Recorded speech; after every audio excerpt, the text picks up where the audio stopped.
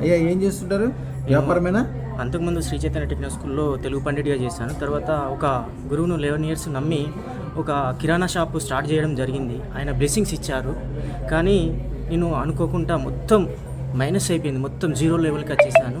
చాలా లాస్ అయిపోయాను. ఆ సందర్భంలో మీ వీడియోస్ చూస్తున్న సందర్భంలో మీరు నాకు స్వప్నంలో దర్శనమిచ్చి చేతపడి ప్రయోగం జరిగిందని చెప్పి దర్శనం ఇచ్చడం వల్లే మీరు దర్శనం ఇచ్చడం వల్లే చాలా సంతోషం వేసింది. ఇప్పుడు నేను మీ షాప్కి వచ్చే ముందు కూడా, ఇక్కడికి హైదరాబాద్కి వచ్చే ముందు ఒకరోజు ముందు కూడా మీరు నాకు దర్శనం ఇచ్చారు. ఇస్తే నేను గురుదేవా అని మీ పాదాలను పట్టుకొని ఏడవడం జరిగింది. ఇది నాకు జరిగిన అనుభవం స్వామి. అయ్యా రాబోయే కాలంలో మీకు చేతబడులు కానీ, ఇబ్బందులు కానీ, టెన్షన్లు కానీ, అనాలు ఏడుపు కానీ, మీకుండే మైనస్లన్నీ కూడా ఒక పెద్ద అగ్నిగుండంలో కనుక దూది వేస్తే ఎట్లా కాలిపోతుందో అట్లాగే మీకు చెడు మొత్తం ఈ క్షణం నుంచి కాలిపోతుంది. ఈ రోజు నుంచి మీరు మట్టి పట్టుకుంటే బంగారం అవుతుంది.